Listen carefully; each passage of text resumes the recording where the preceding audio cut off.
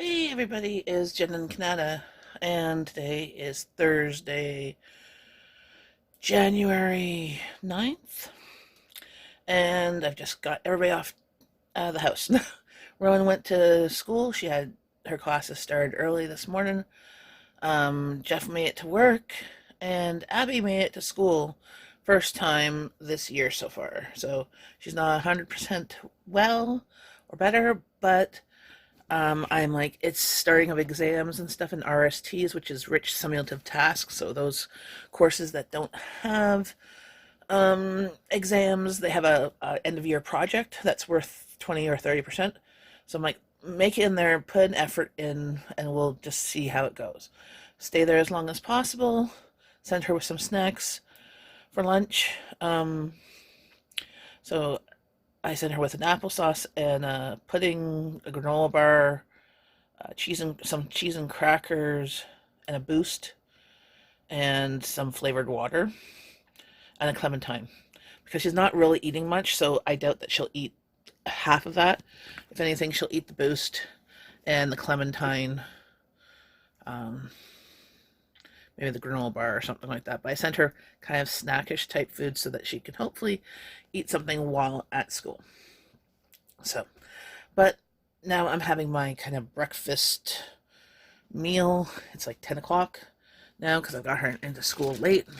And the thing that I had taken out of the freezer before was these rice cakes, uh, sticky rice dumpling things. So there's not much. There's like three little ones.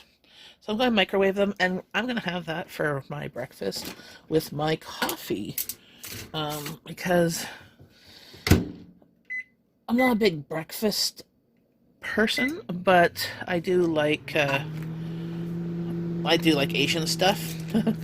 So, and that stuff that was already taken out, I can't refreeze it, so it's gotta be cooked up. So, 3 minutes. There, I put it for 2 minutes, but there we go.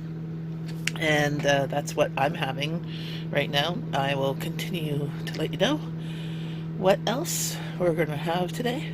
Oh, on the menu is egg rolls and English muffin pizzas. So I think I will also be making the beef barley soup.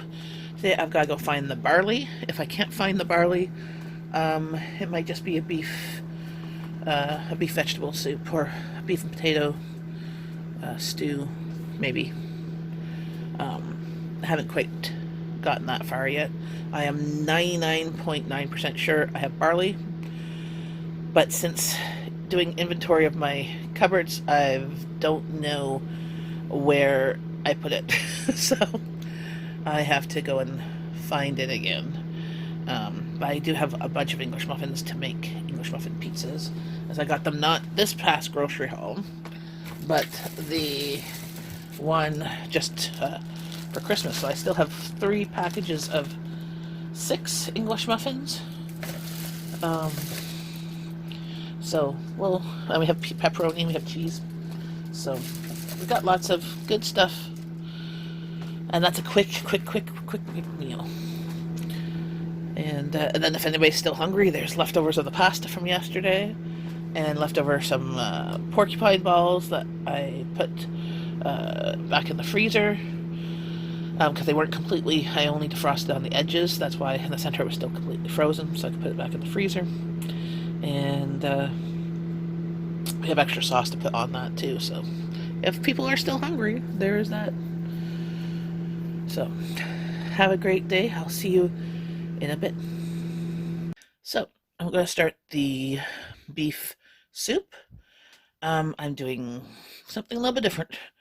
I couldn't really find the barley, but I came across this buckwheat that I had opened in my cupboard. And you can see what it looks like there. They're little things. So it's like a barley. It's pure roasted buckwheat. I am going to throw some of that in the soup. So, instead of barley. And then if there's still lots of room, like I might add some more liquid and water. I might add some orzo pasta, which is like little, shaped like rice. that would also go well with it. But what I'm going to do is I'm doing that, and I'm taking two of my veggies that I chopped up the other day, 2 bags of them, so that's about 4 cups of veggies, and the beef, and then I'm going to put beef bovril seasoning, water, bay leaf, Worcestershire sauce, and we'll go from there. See here, there's a bit of the meat that's left over from the rib, from the pot roast, but see, here's the whole rib. So I'm going to fill that with water and these veggies.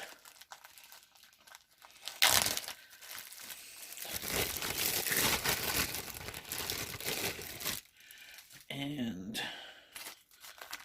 the buckwheat.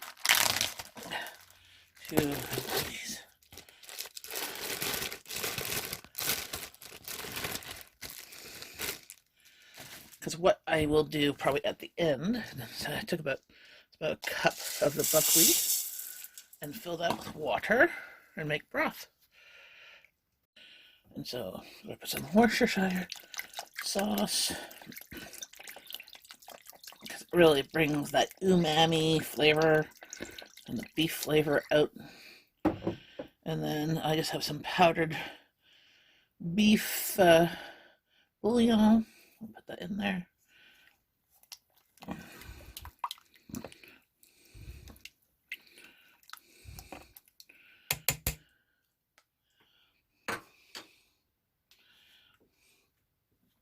And then I'm going to do some steak spice.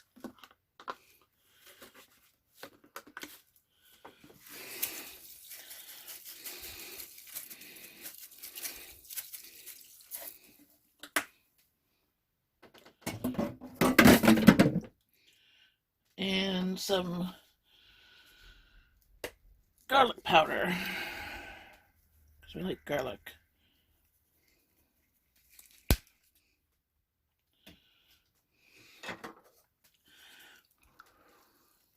Stir that all up. Now let the meat cook off the bones. Get all that bone broth goodness. And we'll have soup. And, well, it'll be ready in about an hour. I'll check on it when it's done to see if I need to add more water to it, or and if I need to put the orzo pasta in it. But let that cook and check on it later. So see, you make do with what you have, and because I mean, those bones and the leftover meat, my mother-in-law was going to throw it out. You know, she was going to keep the meat, but then she's like, yeah, she didn't really want to eat any more of it. So, and the bones, she, in younger days, or when she had a whole family to feed, she would have taken the bones and taken all the meat off the bones and made a soup stock and stuff like that. But she, trying not to get the light in there, but she just didn't want to do that, put that effort in. She goes, she's not a big soup person. She had still a lot of turkey soup that she had made from her turkey for Christmas, and this was the one that the roast that she made after New Year's. And so, she just didn't want to do it. So she's like, she gives me her bones, and this time I got some extra meat. So it's going to be a very meaty soup. And that's going to feed us for lunches. I'm going to freeze it, like it's freezable. Even with the pasta, if I put the orzo pasta in, it would still be freezable. It might absorb more of the liquid. I tend to, when I make soup, if I'm going to freeze it, I tend to leave the noodles out and cook them separate, and put noodles in our bowls, and then just make the soup. But today I'm throwing the buckwheat in as something different, as I bought it on a whim. It was on sale. And I made buckwheat once. I think I made it in a salad, but it's just been sitting in my pantry. So, as I said, my purpose this month is to keep on going through my pantry, finding little things that need to get used up and then use them. Since today it's minus 24, I believe. Hey Google, what's the temperature today? Today in Kanata, expect a high of minus 11 and a low of minus 14. So minus 14. It was minus 24 this morning when my husband left work. So, and maybe that might have been with the wind chill, but it was cold when I brought Abby to school. So I am looking forward to when the soup is done, that I'm going to have a bowl at lunchtime to fill my belly because it's cold. And a nice pot of hot soup, you can always stretch it too. You can always add more liquid, add more veggies, add more stuff. So even if there's leftovers of the soup, I could put it back on the stove tomorrow and add more veggies, add rice, add whatever to stretch it. So it's like back in the old days, they used to have a pot over the fire. They took some out, they add more stuff, and it kind of stretched all week. Like it never, and they didn't have refrigeration and stuff. So, and they somehow survived to produce, their offspring and their offspring and the offspring and now us. So I would definitely refrigerate it. But here in Canada, my garage is now a freezer because it's minus 14 out. Um, Sometimes it's a fridge, sometimes it's a freezer, depending on the. So if I have excess that doesn't fit in my fridge, the garage is a good spot to put it because it's just putting a cooler in there and it's completely safe.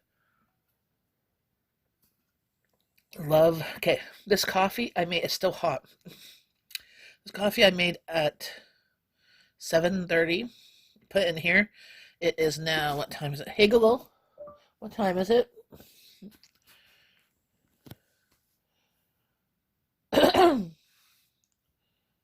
Hey Google, 11:16. it's 11:16. So it's been in that for now 4 hours. It's hot. So, and still yummy.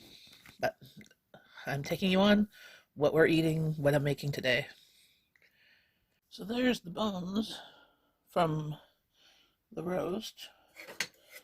And here's the soup. Got all nice and thick. So now I'm just going to add some water to it. It's still on warm, to water it down some because it's quite thick. That buckwheat really absorbed.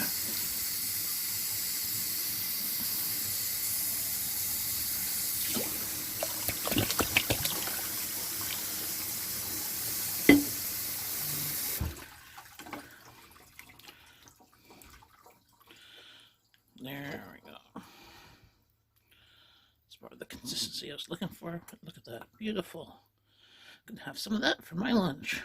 And there's my soup bowl. Yum, yum, yum. So for supper tonight, these are the English muffin pizzas. Just English muffin split in half with a bit of just regular crushed tomatoes or spaghetti sauce.